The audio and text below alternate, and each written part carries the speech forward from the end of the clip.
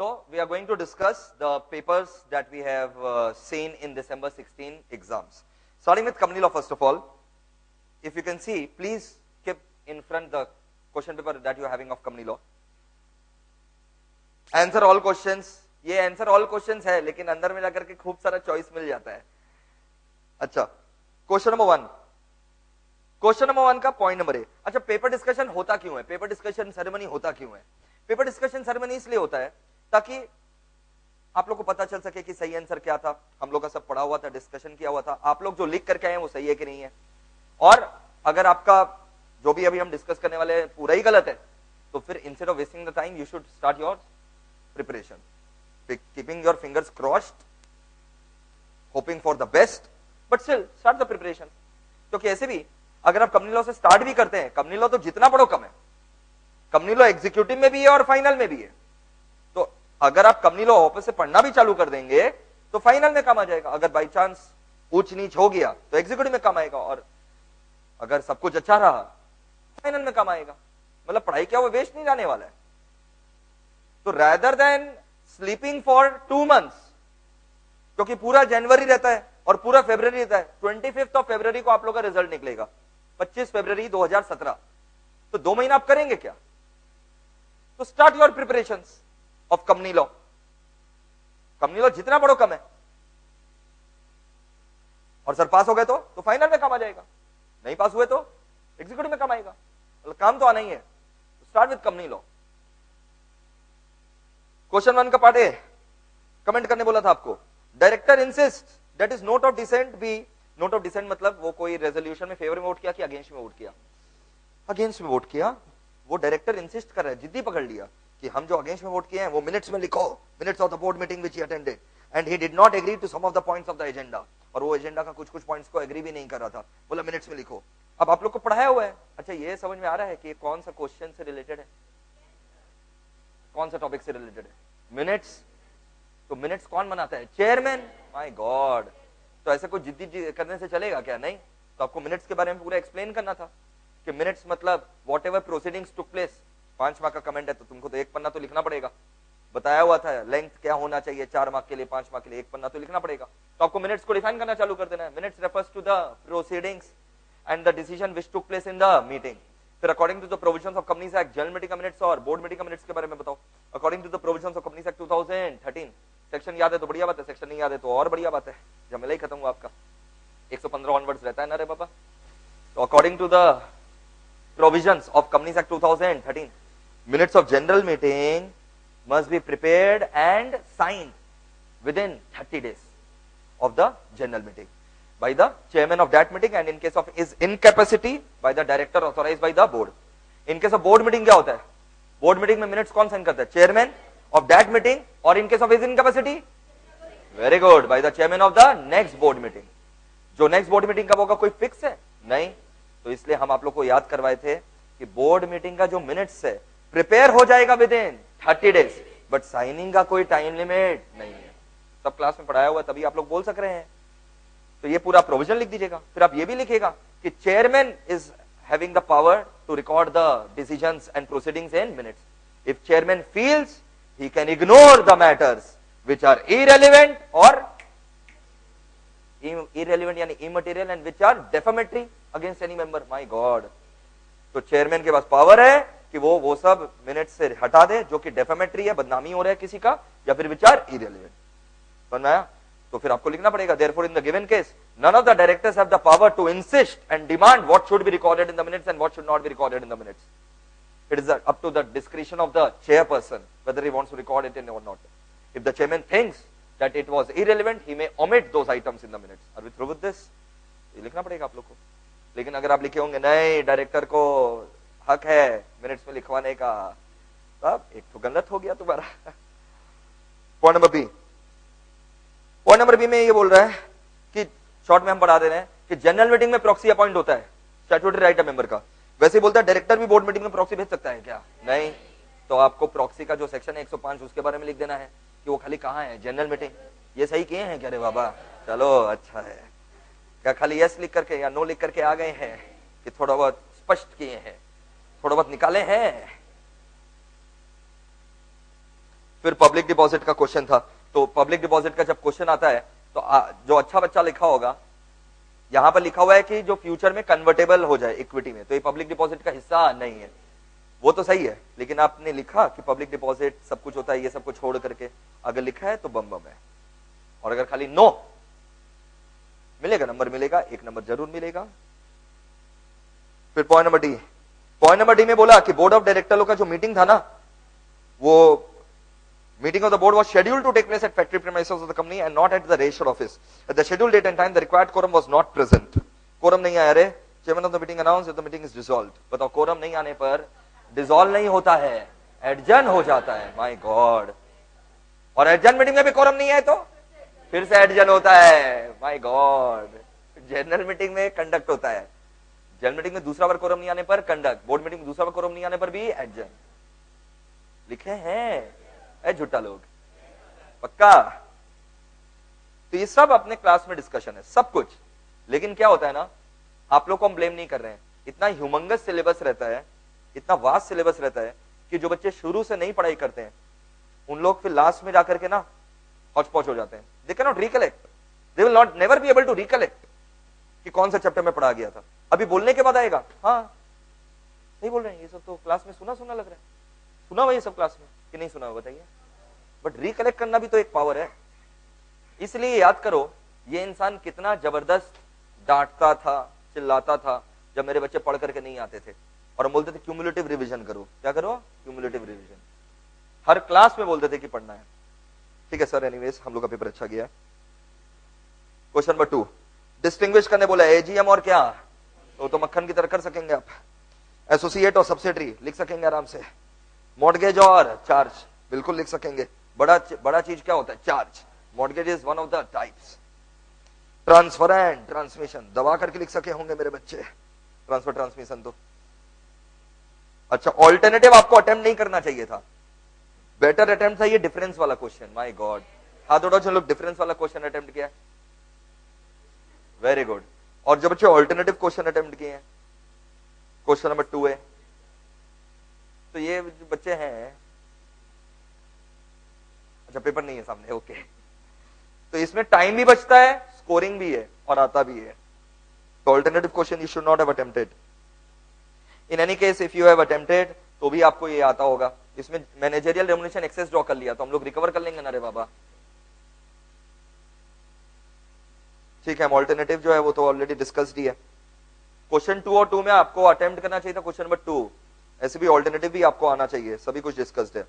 जैसे यहां पर बोल रहा है कि बहुत सारे शेयर होल्डर लोग बाहर में, तो क्या हुआ? जनरल मीटिंग खाली कहां होता है? इंडिया में। बुद्धि में जा रहा है?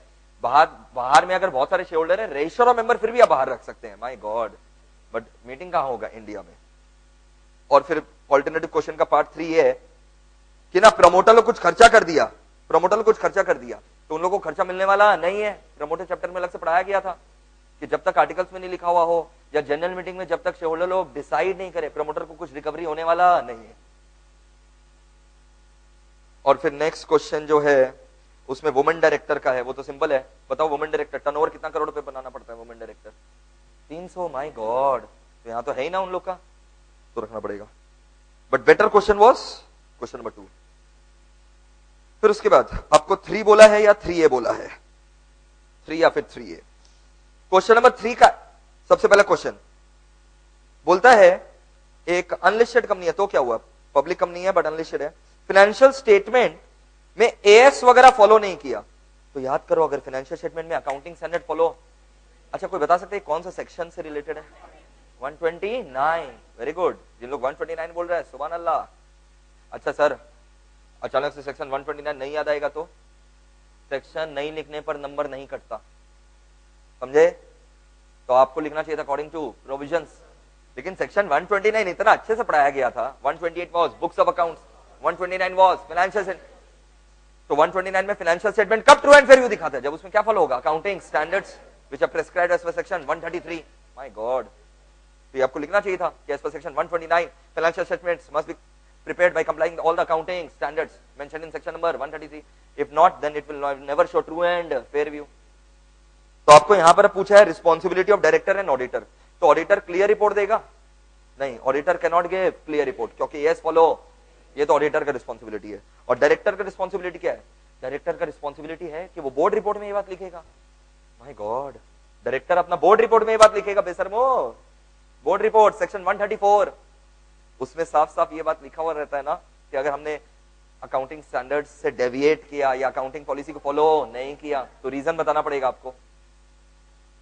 नहीं लिखे हैं मेरे बच्चे? लिखे हैं कि नहीं लिखे हैं? तो ऑडिटर का जिम्मेदारी था क्लियर रिपोर्ट नहीं देना, एडवर्स रिपोर्ट देना, और डायरेक्टर अपना रिपोर्ट में ये सब बात लिखेगा।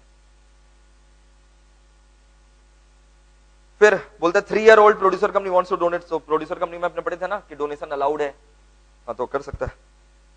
पॉइंट नंबर सी में, पॉइंट नंबर सी बोलता है एसआर पास हुआ है कि नहीं। इससे सिंपल क्वेश्चन होगा क्या जी? एसआर पास हुआ है कि नहीं? क्या नहीं किया गया तुम लोग ये क्वेश्चन? तो यहां पर 40 मेंबर प्रेजेंट था। भाई कितना मेंबर प्रेजेंट था? 40 मेंबर। 20 जन फेवर में वोट किया, 20 जन, और 5 जन अगेंस्ट। और एक बात बताओ, कितना जन अगेंस्ट में वोट किया? 5। उसका 3 गुना फेवर में होना चाहिए, 15। तो यहां तो 20 वोट फेवर में, चलेगा कि नहीं चलेगा? तो एसआर इज पास। बोलता है 10 जन वोट नहीं किया। अरे भाड़ में गया जिन लोग वोट नहीं किया। कौन बड़ी मेंबर जो है ना रजिस्टर को इंस्पेक्ट करना चाहता है, हाँ बिल्कुल, रेशो और डिपॉजिट ये सब इन लोग इंस्पेक्ट कर सकता है, बट उसको कॉपी मांगेगा तो उसके लिए टाइम मिलेगा, टाइम लगेगा और फीस भी लगेगा। इसका ऑल्टरनेटिव क्वेश्चन भी था। ऑल्टरनेटिव क्वेश्चन में लिखा हुआ है एलएलपी को अपना ऑडिट करवाना पड़ेगा क्या? तो यार कंपनी को छोड़ करके, कंपनी का ऑडिट कंपलसरी रहता है, बाद बाकी लोग का ऑडिट कंपलसरी नहीं रहता। कब कंपलसरी रहता है? जब लिमिट्स क्या हो जाता है, क्रॉस। तो जो प्रेस्क्राइब लिमिट्स है वो क्रॉस होगा। जैसे एलएलपी केस में 40 लाख का टर्नओवर है, टैक्स में पढ़े होंगे आप लोग कि एलएलपी के केस में अगर टर्नओवर साल में 40 लाख क्रॉस हो जाएगा तो उसको ऑडिट करवाना पड़ेगा, नहीं तो नहीं करवाने का दरकार है। और point number 2, point number 2 quorum का सिंपल सा क्वेश्चन है। पॉइंट नंबर 3, डायरेक्टर लोग रिजर्व में ट्रांसफर करना चाहता है। तो आप लोग को डिविडेंड चैप्टर में पढ़ाया गया था कि ट्रांसफर टू रिजर्व 1975 हट गया है। अब जरूरी नहीं है कि आपको रिजर्व में ट्रांसफर करना है, बट अगर आप चाहते हैं तो आप रिजर्व में ट्रांसफर कर सकते हैं। पॉइंट नंबर 4, एनुअल रिपोर्ट का कंटेंट्स वगैरह जो है बना करके लिखना था, बहुत ही सिंपल था। तो बेटर क्वेश्चन 3 और 3A में क्वेश्चन नंबर 3 था। कितना बच्चा लोग क्वेश्चन नंबर 3 अटेम्प्ट किया? Very good. जिन लोग 3 अटेम्प्ट किया उन लोग 2 good. Question number 4, question number 4 में बोलता है कि 10 साल पहले रिया टेक्नोलॉजी कंपनी खोला था, द बोर्ड ऑफ डायरेक्टर्स अब इसको चेंज करना चाहता है रिया सिस्टम में। हाँ तो ठीक है, आपको पूरा फॉर्मेलिटीज वगैरह लिखना था और फिर नोटिस ड्राफ्ट करने बोला था आपको, तो कोई दिक्कत नहीं है, आपको नोटिस लिख करके पूरा एक्सप्लेन कर देना था जो हुआ। समझ में आया? अटेम्प्ट किए तो नंबर मिलेगा अच्छे से। पॉइंट नंबर बी, बरखा लिमिटेड है 4 डायरेक्टर्स। ठीक है, बरखा लिमिटेड में कितना डायरेक्टर है? 4। अच्छा, अगर 4 डायरेक्टर है तो अपने को कोरम कितना चाहिएगा? 1/3। 1/3 ऑफ 4 कितना होता है? अरे 1/3 ऑफ 4 2, अरे fraction will be rounded off ना, तो 1/3 ऑफ 4 यानी कितना? 2 और 2 directors whichever is higher. कितना चाहिए अपने को? तो इसमें 2 डायरेक्टर आया, हाँ तो ठीक है आया तो अच्छा ही है ना, जिसमें एडिशनल डायरेक्टर को अपॉइंट कर दिया। And it is related to both the directors. Rekha is related to, तब तो इंटरेस्टेड डायरेक्टर को क्वेश्चन आ गया ना रे बाबा। और ये कौन सा कंपनी है? पब्लिक कंपनी लिमिटेड से पता चल रहा है ना। पब्लिक कंपनी में इंटरेस्टेड डायरेक्टर लोग को वोट और कोरम में काउंट नहीं किया जाता, पक्का। बट अगर number of interested directors are so many which exceeds 2/3 of the total strength, then remaining disinterested director should be at least 2। देखो यहाँ पर remaining disinterested at least 2 था क्या? देखो नहीं था, खाली वही 2 डायरेक्टर जो इंटरेस्टेड था उन्हीं लोग आया था। तो एडिशनल डायरेक्टर का अपॉइंटमेंट वैलिड है कि वॉइड है? वॉइड। कितना बच्चा लोग वॉइड लिख करके एग्जाम में? फुल हैंड, शाबाश। फिर आपको investor education and protection fund में क्या क्या जाता है वो पूछा गया, तो आप बता दीजिएगा क्या क्या जाता है, बताइए। अनपेड डिविडेंड, जो अनक्लेम्ड डिविडेंड अकाउंट में पड़ा हुआ है कितना साल? 7 साल। हम बताए थे खाली वही नहीं, जो मैच्योर्ड क्या है, पब्लिक डिपॉजिट, डिवेंचर, वो सब 7 साल बाद चला जाता है इन्वेस्टर एजुकेशन प्रोटेक्शन फंड में। समझ में? सब कुछ 7 साल बाद चला जाता है। उसके ऊपर जो इंटरेस्ट एक्रू हुआ होगा वो भी चला जाएगा 7 साल बाद। ठीक है। फिर पॉइंट नंबर डी बोलता है सब प्लेन से जा रहे थे, मेरे क्लास में गाड़ी से जा रहे थे, अगर आपको याद हो। प्राइवेट कंपनी के सारे मेंबर्स जो है गाड़ी से रहे थे, गाड़ी क्रैश हो गया था, माय गॉड। और यहां पर प्लेन से रहे, प्लेन क्रैश हो गया। क्या प्राइवेट कंपनी मर जाएगा? नहीं, भले ही सारा मेंबर मर जाए, ट्रांसफर होगा कि ट्रांसमिशन होगा? ट्रांसमिशन। बट कंपनी ऐसे मरने वाला नहीं है। लीगली कब कंपनी मरेगा? जब वाइंडिंग अप होगा। इतना सिंपल पेपर था, और इससे ज्यादा सिंपल पेपर क्या आएगा बेटा? क्या आएगा इससे ज्यादा सिंपल पेपर? सारा ही क्वेश्चन आपको आता है। 5 का ए, नेक्स्ट क्वेश्चन। हाँ, board of directors decide to issue equity shares of company with differential voting rights. पूरा एकदम अच्छे से समझाया गया था। प्रमोटर जीडीआर एनुअल रिटर्न वाला चैप्टर में था। Equity share with differential voting rights 26% से ज्यादा इशू नहीं हो सकता। टाटा मोटर डीवीआर का एग्जांपल दिए थे आप लोग को, डिफरेंशियल वोटिंग राइट वाला। 26% से ज्यादा आप लोग पोस्ट इशू कैपिटल नहीं कर सकते। नहीं समझ में आ रहा है तो डिफरेंशियल शेयर्स वाला था। पे नंबर बताएं क्या? प्रमोटर जीडीआर एनुअल रिटर्न वाला था, उस चैप्टर में था। हाँ, फिर define the term deposits and which are not considered. ये तो पूरा दबा करके लिख देना था मेरे बच्चों का, बोनस क्वेश्चन था ये तो। फिर 6 का ए में बोला कि रुकमनी स्टैट्यूटरी ऑडिटर है। Free reserves of the company are 4 times more the paid up share capital. बढ़िया बात है, रिजर्व 4 गुना है। Company has Rohit secretarial auditor, there is also cost auditor Amit and an internal auditor Sunil. सभी ऑडिटर्स, सारे प्रकार के ऑडिटर्स पाए जाते हैं यहाँ। Examine the provisions of companies act 2013, read with the secretarial standards, advising the company कि as to who is required to be present at the forthcoming AGM. बाप रे, बोलते हैं एजीएम में कौन कौन आएगा? बताओ एजीएम में कौन आता है? Statutory auditor. सुना है? कहां से कहां क्वेश्चन घुमा रहा है। 6 का B, CSR. My god, CSR तो पूरा दबा कर लिख देना था। सीएसआर का शेड्यूल नंबर कौन सा है? सेक्शन 135 है। शेड्यूल नंबर कौन सा? शेड्यूल 5 में एमपी कहां अपॉइंट होता है? फिर मैनेजर पर्सनल 7 लिखे नहीं आप लोग? शेड्यूल नंबर 7 लिखे हैं सर, अभी थोड़ी ना याद रहेगा। फिर point number C, 500 board meeting हुआ। ओए, इसमें लीव ऑफ एब्सेंस, वो लगातार नहीं आ रहा है तो वेकेट करना पड़ेगा ना रे बाबा। जो लगातार कितना साल तक नहीं आए? 1 साल। तो आपको लिखना पड़ेगा, अगर वो लगातार 1 साल तक नहीं आए तो वेकेट करना पड़ेगा, भले ही उसको लीव मिला हो या नहीं मिला। फिर सीडी का power, amalgamation of companies in public interest. CD के पास पावर बिल्कुल है। ये मिसलेनियस प्रोविजन में पढ़ाया गया था कि सीडी एक बहुत ही गंदा सा चैप्टर था ना, मिसलेनियस प्रोविजन, कि सीडी एज अ पावर कि पब्लिक इंटरेस्ट में अमलगमेशन करा दे। तो क्या एसेट्स लायबिलिटीज ट्रांसफर होगा, कितना एसेट्स ट्रांसफर होगा, बोलने पर याद आएगा। कितना एसेट्स ट्रांसफर होगा, कितना लायबिलिटीज ट्रांसफर होगा, किसका क्या पावर रहेगा, नया जो कंपनी रहेगा उसमें एमडी कौन बनेगा, ये सब सीजी डिसाइड करेगा। सेक्शन 8 से भी रिलेटेड है, आप लिख सकते हैं। सेक्शन 8 का लिखे हैं तो बढ़िया है। था ना सेक्शन 8 में कि सीजी पब्लिक इंटरेस्ट में अगर रहे तो सेक्शन 8 का कंपनी को मर्ज भी कर सकता है सेक्शन 8 का कंपनी के साथ। माय गॉड, नहीं याद आया।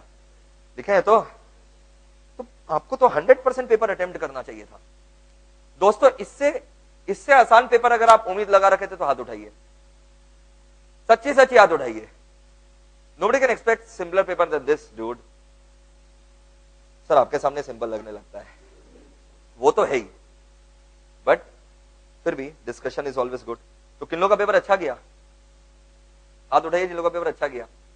फुल हैंड, ठीक है, 50%, ओके। जिन लोगों का पेपर ठीक ठाक गया, जिन लोगों का पेपर बहुत ज्यादा खराब गया, भयानक वाला खराब गया, डरोगे तो हम डांटेंगे नहीं, बहुत ज्यादा खराब गया, किसी का नहीं, किसी का नहीं। अच्छा, मेरे डर से नहीं बोलेंगे, ठीक है। तो आपको तो समझ में आ रहा होगा ना, अच्छा गया या खराब गया, तो उस हिसाब से प्रिपरेशन स्टार्ट कर देना। बॉयज एंड गर्ल्स, मेरे प्यारे बच्चों, ईसीएल में आओ ना एक बार। Economic and commercial law. Now अगर आप ईसीएल का वर्कबुक छोड़ करके गए होंगे तो अभी आप मेरी तरफ से एक स्लैप खुद को लगाएंगे।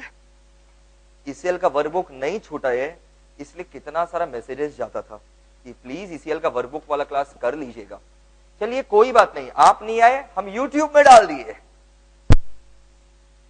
कि ईसीएल का वर्कबुक का क्लास हम यूट्यूब में डाल दे रहे हैं, वो देख लीजिएगा, कंपलसरी है देखना। बोले थे कि नहीं बोले थे? उससे 20-25 मार्क का आया होगा वर्कबुक से, खाली डॉक्ट्रिन ऑफ साइप्रस वगैरह सब। SEZ का salient features of SEZ, what are the salient features of SEZ, foreign trade policy से क्वेश्चन आया, 20 से 25 नंबर का क्वेश्चन आया। अब वो बच्चे प्यारे प्यारे हाथ उठाओ जिन लोग मेरे ईसीएल का वर्कबुक नहीं सॉल्व करके गए थे। ईसीएल का मेन मैट अलग है, वर्कबुक अलग है। जिन लोग वर्कबुक नहीं सॉल्व करके गए थे, फुल हैंड, डर मत, डर के आगे जीत है। हाथ उठाइए जिन लोग सॉल्व किए थे, हाथ उठाओ। ईसीएल का वर्कबुक जिन लोग सॉल्व किए थे, फुल हैंड।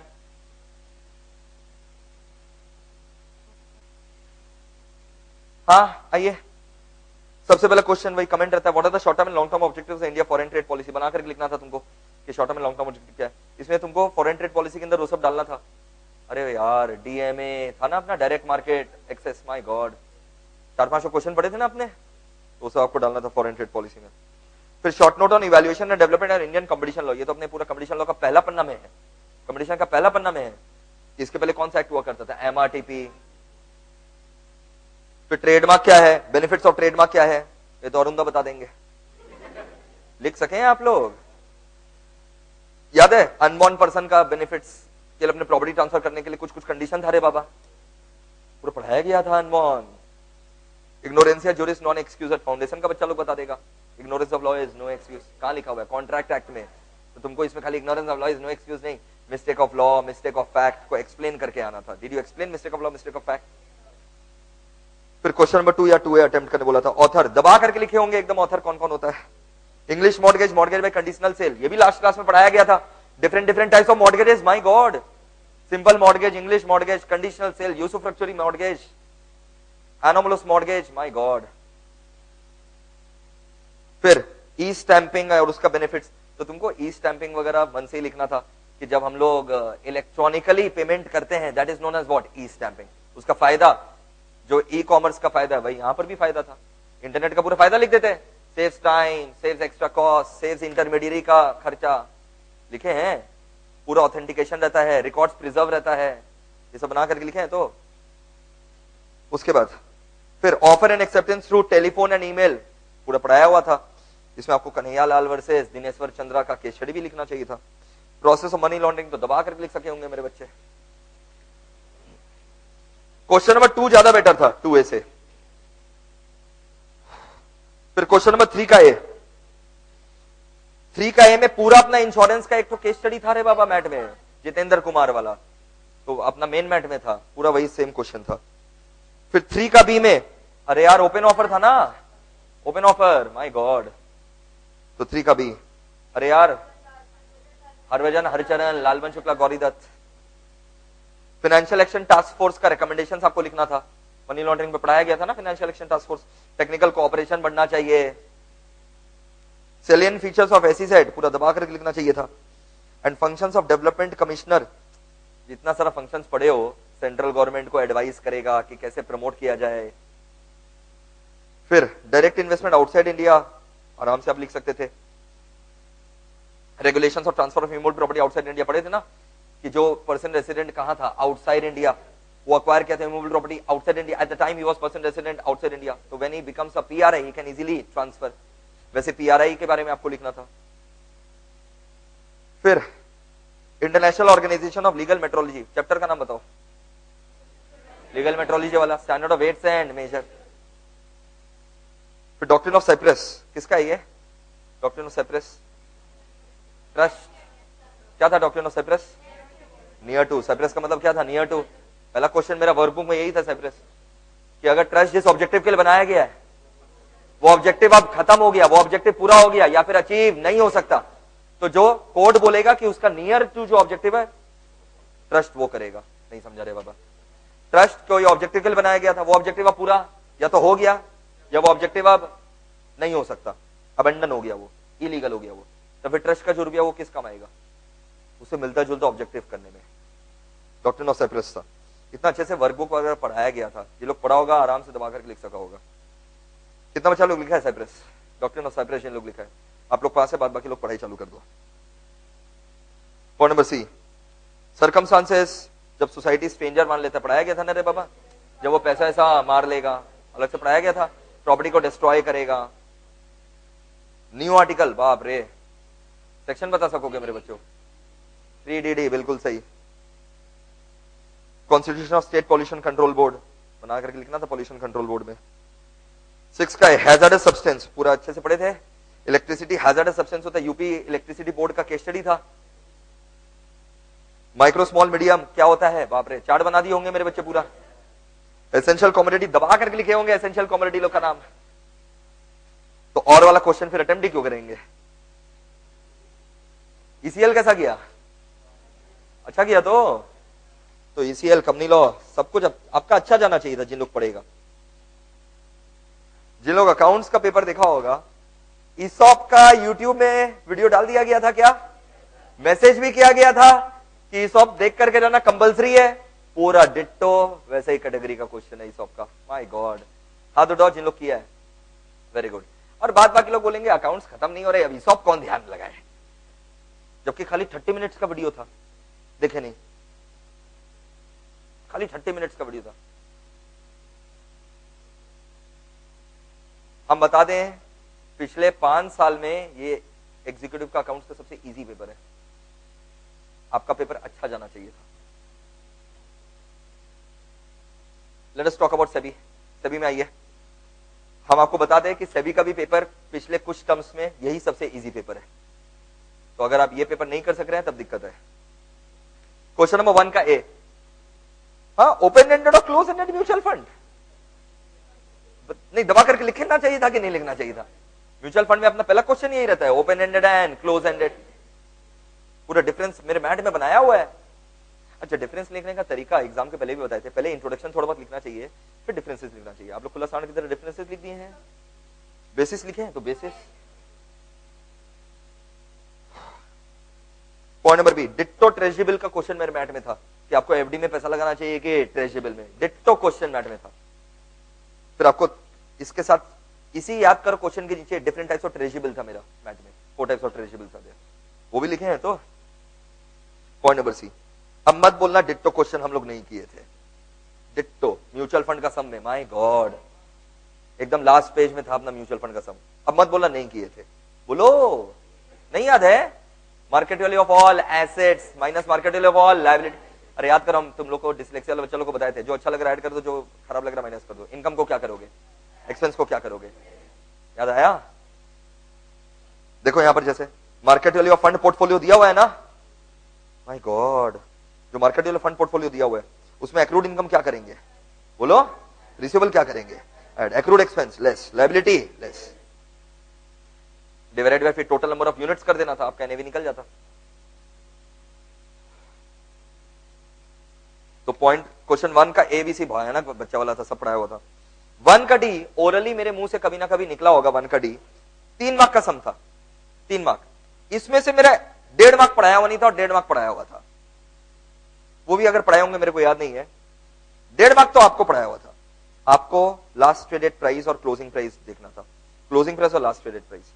क्लोजिंग प्राइस क्या होता है? Closing price average of last 30 minutes price. Very good, आखिरी 30 मिनट्स का जो प्राइस था ना उसका एवरेज करना था आपको, बस आखिरी 30 मिनट्स का एवरेज। अब आखिरी 30 मिनट देखो, 3 बजे से मार्केट चालू होता है ना रे बाबा, तो पहला 2 को नहीं करना था। हम लोग जानबूझ करके 3 के पहले का भी देते हैं ताकि कुछ बच्चे जो अपना बुद्धि भी लगाएं गलत हो जाए। बोला दिया हुआ है प्राइस को एवरेज कर दो, तो लोग सारा प्राइस का एवरेज कर देगा तो गलत हो जाएगा। समझ में आया? तो क्लोजिंग प्राइस कैसे निकालना था आपको? हाँ, लास्ट आधा घंटा का average price. Last traded price अगर गलत कर दिया तब तो देखो गंगा जी, मतलब जाकर के wash your eyes. Last traded price क्या है? 263.74। माय गॉड, ए बेटा लास्ट मतलब नहीं समझाया कोई। लास्ट कम से कम एक तो सही किया होगा रे, डोंट टेल मी। और तो लोग क्लोजिंग प्राइस को 263.74 लिख दिया क्या? लास्ट ट्रेडेड प्राइस इन लोग 263.74 लिखा, हाथ उठाओ, वेरी गुड। तो 1.5 मार्क मिल जाएगा। 2 का ए, 2 का A, not only Indian companies are going abroad to raise fund, foreign companies are also coming India to raise fund. IDR, पूरा आईडीआर दबा करके लिखना था, नहीं तो तुमको क्या लगता है ऐसा क्वेश्चन आएगा? Discuss steps to issue IDR, what are the formalities of issuing IDR. तो इतना पढ़ करके तो समझना ही पड़ेगा आईडीआर है। माय गॉड, हाथ जिन लोग आईडीआर लिखा है पूरा एक्सप्लेन करके आया है, तो कंपनीज रूल्स भी एक्सप्लेन करना था और आईसीडीआर दोनों एक्सप्लेन करना था। Point number B, algorithmic trading. Last class में ट्रेडिंग दिखाए होंगे, एल्गोरिथमिक ट्रेडिंग, ट्रेडिंग करके लास्ट क्लास में दिखाया जाता है। तो हाँ, स्टॉप लॉस वगैरह, माय गॉड मेरे मैट में भी था एल्गोरिथमिक ट्रेडिंग, उस दिन स्टॉप लॉस वगैरह बताया भी गया था। हम खुद बैठ करके मेरे बच्चों के साथ वो ट्रेडिंग देखे थे जिस दिन ट्रेडिंग चल रहा था, अगर आपको याद हो ऊपर में। तो आपको पूरा एल्गोरिथमिक ट्रेडिंग को एक्सप्लेन करना था। ऑल्टरनेट क्वेश्चन था, बट आप ऑल्टरनेट अटेम्प्ट ही क्यों करेंगे? 2 नंबर इतना क्लासिक क्वेश्चन है, आइडिया दबा करके आप लिख सकते हैं। Question number 3, real estate investment trust जो है, आपको एलिजिबिलिटी क्राइटेरिया लिखना था। पहले तो रियल एस्टेट इन्वेस्टमेंट ट्रस्ट मतलब रियल एस्टेट कंपनी लोग के लिए है ना रे बाबा, तो लोग एक फंड बना सकता है।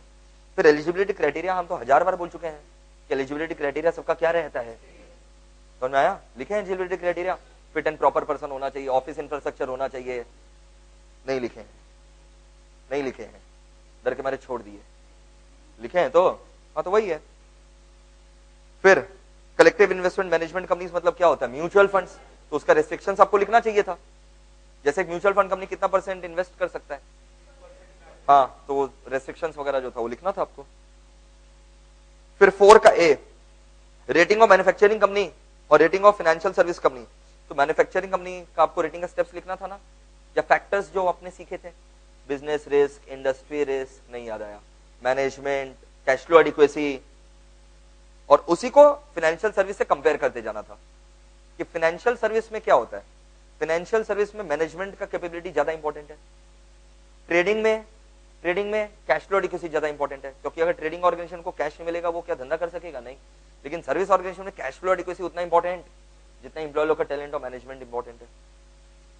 फिर वेंचर कैपिटल फंड आराम से आप लिख सकते थे, प्राइमरी डीलर कॉर्पोरेट ट्रेजरी आप आराम से लिख सकते थे। ट्रैकिंग स्टॉक पूरा एकदम टाटा का एग्जांपल दिया गया था ट्रैकिंग स्टॉक में कि ये पूरा कंपनी का होता है कि एक पर्टिकुलर डिपार्टमेंट या डिवीजन का होता है। रोलिंग सेटलमेंट T+2 बताया गया था आप लोग को।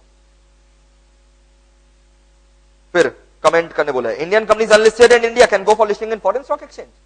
नो, अपना ही देश में लिस्टेड नहीं है कि बाहर में लिस्टिंग होगा, नहीं, सब बताया गया था आप लोग को। फिर टेक ओवर कोड का ऑटोमेटिक एग्जम्पशंस पढ़ा हुआ है हम लोग का। बोनस शेयर्स के लिए याद है, revaluation shall not be capital है, सही बात है। बोनस शेयर देते समय रिवैल्यूएशन रिजर्व नहीं यूज कर सकते, सेक्शन 63 में पढ़ाया गया था। फिर कॉम्पिटिटिव बिड अपने सेबी टेक ओवर कोड में पढ़े थे।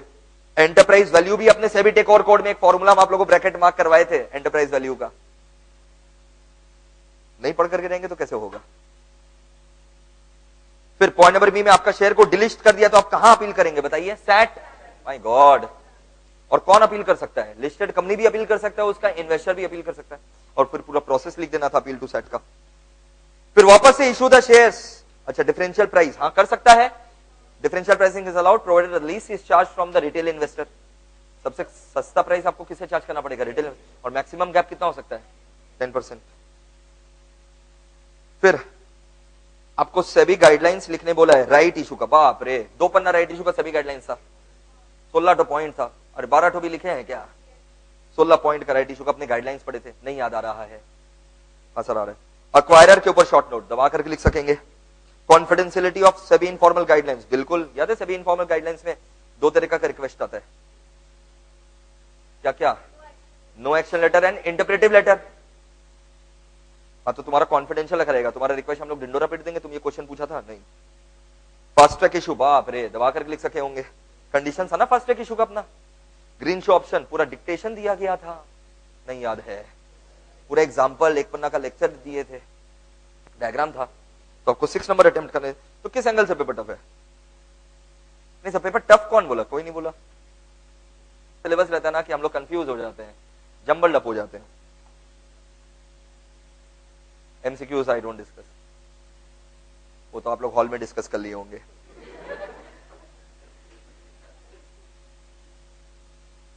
अब जिन लोगों को लग रहा है पास हो जाएंगे हाथ उठाओ। जिन लोगों को खुद लग रहा है कि पास हो जाएंगे, फुल हैंड।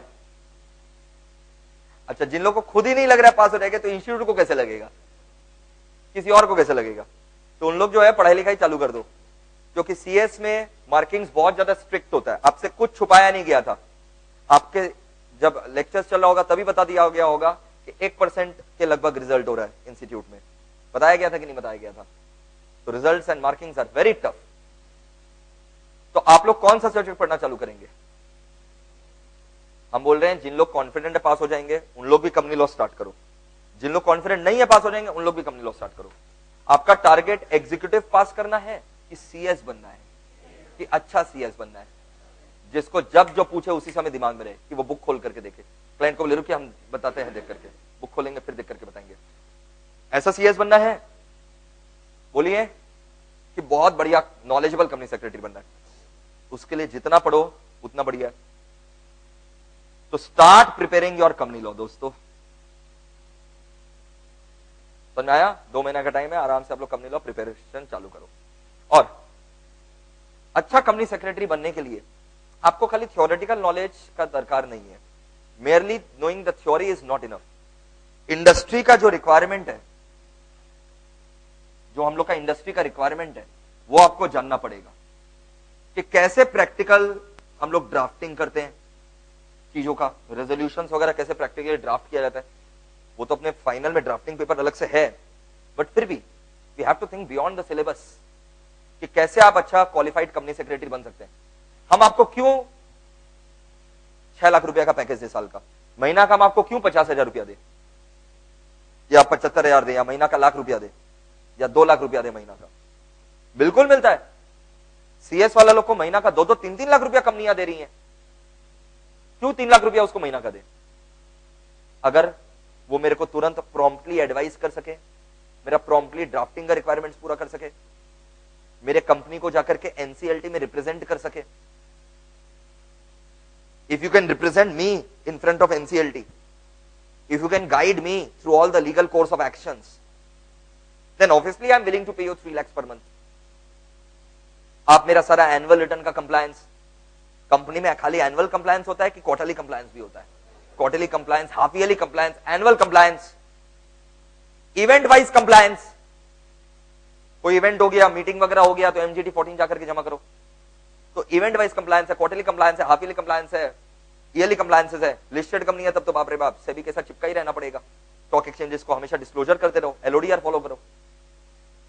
ये सारा कंप्लायंसेस प्रैक्टिकली समझना जरूरी है। थ्योरेटिकल ज्ञान और सच में कंप्यूटर में एनुअल रिटर्न फाइल करना अलग बात है। आप एनुअल रिटर्न जानते हैं, सेक्शन 92 है जानते हैं, फॉर्म एमजीटी 7 है जानते हैं, बोर्ड रिपोर्ट के साथ एक्सट्रैक्ट एमजीटी 9 में जाएगा जानते हैं, बट क्या एमजीटी 7 देखे हैं कभी? फिलअप किए हैं, अपलोड किए हैं? नहीं। तो ये सब करना जरूरी है। और ये सब के लिए प्रैक्टिकल ट्रेनिंग जो है हम लोग स्टार्ट कर रहे हैं अपने इंस्टीट्यूट में। Practical training is going to start. समझ में आया? तो प्रैक्टिकल ट्रेनिंग जो है, मेक श्योर कि आप लोग अभी 2 महीना है, 2 महीने में करने क्या वाले हैं। और ऐसा भी नहीं आप लोग को नॉलेज नहीं है कंपनी लॉ का, तो कंपनी लॉ पढ़ो और ये 2 महीना का प्रैक्टिकल ट्रेनिंग का जो कोर्स है उसको ज्वाइन करो। Obviously it is not free, इसके लिए आपको रेम्यूनरेशन देना पड़ेगा, क्योंकि it is in association with career कीड़ा। तो इसके लिए आपको एनरोलमेंट हम लोग के यहीं पर होगा, कोई टेंशन नहीं है। तो इसका जो फीस रहेगा प्रैक्टिकल ट्रेनिंग का वो आपको देना पड़ेगा। वो फीस वगैरह हम बाद में अपडेट कर देंगे आपको। टारगेट आपसे पैसा कमाना नहीं है। मेरे को क्या फायदा है, हम आपको वहां पर करियर कीड़ा में अगर आपको भेज रहे हैं कोर्स वगैरह करवाने के लिए, इसमें मेरे को तो कोई फायदा नहीं है, फायदा मेरे बच्चों को मिलेगा। ये मत देखो कि 4-5 हजार रुपया फीस चला जाएगा, ऑलरेडी तुम लोग बहुत रुपया बर्बाद कर चुके हो। 2 महीना में और भी करोगे, घूमने जाओगे, इधर उधर खेलोगे कूदोगे, बट जो चीज आप पढ़े हैं कितना अच्छा रहेगा, वही चीज आप प्रैक्टिकली करें। प्रैक्टिकल ट्रेनिंग में I am a part of advisory board of the career कीड़ा, मतलब in the board of directors. I am not going to give you lecture because I have already given you the lecture. जो मेरे students हैं, जो मेरे partners हैं, उन लोग आपको प्रैक्टिकली चीज को सिखाएंगे। I do not have time कि हम आपको एक एक बच्चा को कंप्यूटर में अपलोडिंग करना सिखाएं। 1:1 का रेशियो रहेगा, 1 computer 1 student. We have a separate laboratory. तो ये आप जब एब्सेंट थे तो हम लोग ये सब कर रहे थे, मतलब एब्सेंट क्या, जब आप लोग घर में पढ़ाई कर रहे थे अपने एग्जाम के लिए, हम लोग ये सब कर रहे थे। एक लैबोरेटरी सेटअप किया गया, 1:1 का रेशियो, मतलब एक बच्चा को एक कंप्यूटर दिया जाएगा ताकि वो उसको अपलोडिंग सिखाया जा सके, ड्राफ्टिंग सिखाया जा सके। समझ में आया? आरओसी का सारा कंप्लायंस ही सिखाया जाएगा। जनरल मीटिंग में कैसे पार्टिसिपेट किया जाता है, कैसे कंडक्ट किया जाता है, कैसे कन्वीन किया जाता है, सब सिखाया जाएगा। How to convene, how to conduct and how to participate. मतलब एज अ कंपनी सेक्रेटरी तुम कैसे मीटिंग बुलाएगा, एज अ डायरेक्टर तुम उसको कैसे, एज अ चेयरमैन तुम उसको कैसे कंडक्ट करेगा, तुमको सब व्यू पॉइंट से प्रिपेयर करेंगे। तेरे को सिखाएंगे कन्वीन कैसे किया जाता है, आपको ये भी सिखाएंगे कैसे चेयरमैन कंडक्ट कैसे किया जाता है। बाई चांस अगर मान लो तुम्हारा लक इतना ज्यादा चला कि तुम किसी कंपनी का चेयरमैन बन गया, गर्ल्स चेयरपर्सन, तो ये सभी सिखाया जाएगा। समझ में आया?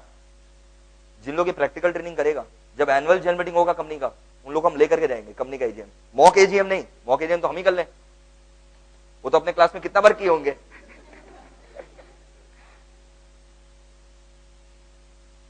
जब कंपनीज का मीटिंग होगा तो उसमें आप लोग को लेकर के जाएंगे, रियल कंपनीज का मीटिंग में उद्यमी में जा रहा है, ताकि आपको सीखने मिले। तो बहुत कुछ सीखने मिलेगा प्रैक्टिकल ट्रेनिंग में। उसके लिए आपको मेरा एफबी मैसेजेस वगैरह जो आएगा वो फॉलो करना, प्रैक्टिकल ट्रेनिंग जब होगा उसको ज्वाइन करना।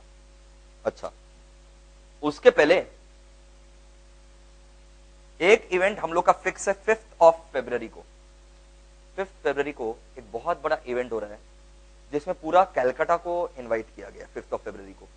अगेन इसमें आपको यही सिखाया जाएगा कि इंडस्ट्री में आजकल क्या रिक्वायरमेंट है। At the end of the day आप पढ़ क्यों रहे हैं? खाली ज्ञान के लिए कि ज्ञान से रुपया कमाने के लिए? बोलिए, आज हम भी जो ज्ञान कमाए हैं उसको इनकैश ही तो कर रहे हैं, तो ज्ञान से रुपया ही कमाना है, खाली ज्ञान तो नहीं चाहिए। तब तो फिर कॉमर्स के बाद आप साइंस चालू कर देंगे पढ़ना, साइंस खत्म होगा आर्ट्स पढ़ना चालू, मरते दम तक पढ़ते ही जाएंगे आप। तो the moral of the story is that how to earn money after sound knowledge. तो उसके लिए भी एक इवेंट होगा। तो हम लोग के पास अभी 2 महीना है, 2 महीना में आप ये इवेंट अटेंड कर रहे हैं। इसका हम ट्राई करेंगे कि निःशुल्क किया जाए, और वैसे बात खर्चा तो लगेगा ही, बट वो हम अपने पॉकेट से कोशिश करेंगे, और रहेगा भी तो नॉमिनल फीस 50-100 रुपया रहेगा। लेकिन ये प्रैक्टिकल ट्रेनिंग आपके लिए मस्ट है अगर आप एक साउंड कंपनी सेक्रेटरी बनना चाहते हैं। इसमें सब कुछ आपको सिखाया जाएगा प्रैक्टिकल ओरिएंटेड, ताकि जब आप इंटरव्यू देने जाएं, जब आप कंपनी में ज्वाइन करें, तो आप कंपनी में वैल्यू एडिशन कर सकें।